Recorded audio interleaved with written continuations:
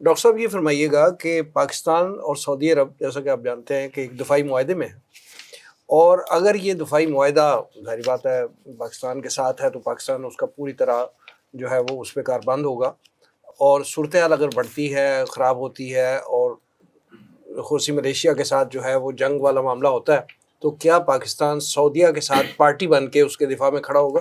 اچھا، یہ بہت اہم سوال ہے، لیکن اس سے پہلے ہمیں یہ دیکھنا ہوگا کہ ہمارے پاس اس معاہدے کی تمام شقیں موجود ہیں کہ معاہدے میں ہمیں کن کن چیزوں کا پابند کیا گیا ہے اور ہم نے اس کے عوض کیا کیا وعدے کیے ہیں۔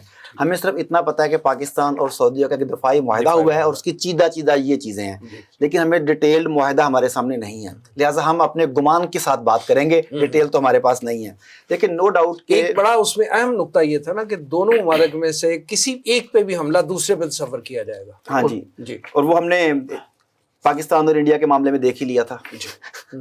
اچھا، اب یہ ہے کہ اس میں کوئی شک نہیں کہ جب بھی ایسی سچویشن ہوگی تو پہلی ترجیح تو مصالحت ہونی چاہیے کہ کسی بھی طرح سے پاکستان ایسا رول پلے کرے کہ یہ دونوں ممالک جو ہیں اس چیز سے باز آ جائیں، کسی قسم کی شرانگیزی نہ ہو۔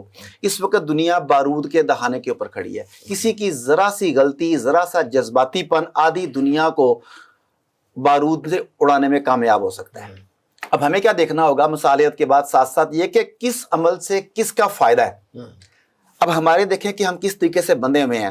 سعودیہ کے ساتھ ہماری صرف دوستی نہیں ہے، ہمارے صرف معاشی مفادات وابستہ نہیں ہیں، مقامات مقدسہ کا معاملہ بھی سعودیہ کے ساتھ اٹیچ ہے۔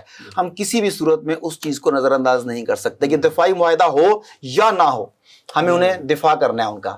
دوسری طرف ایران ہمارا ہمسایہ ہے، ہمیں ہمسائے کے ساتھ رہنا ہے، اور ہمسائے کے ساتھ پرسکون رہنا ہم دونوں ممالک کی عوام کے لیے، ترقی کے لیے، ڈیولپمنٹ کے لیے ضروری ہے۔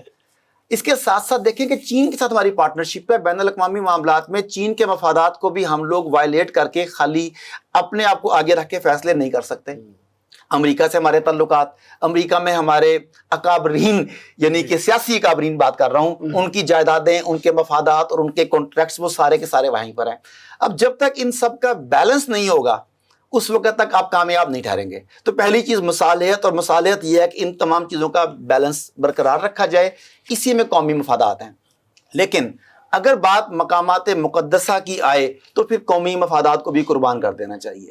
ایسی صورت میں ہمیں امت بن کے، امت مسلمہ کا فرد بن کے، امت مسلمہ کا سپہ سالار بن کے، امت مسلمہ کا سپاہی بن کے، جس کیپیسٹی میں ہم ہیں، ہمیں دیکھنا ہوگا۔ ہم اپنی فوج کو ہمیشہ اسلامی فوج کنسیڈر کرتے ہیں، تو مصالحت پہلی بات ہے، لیکن اگر ضرورت ہو تو پھر اگر ہم اسلامی ملک ہیں، اسلامی فوج رکھتے ہیں، تو پھر ہمیں جنگ سے پیچھے نہیں ہٹنا چاہیے۔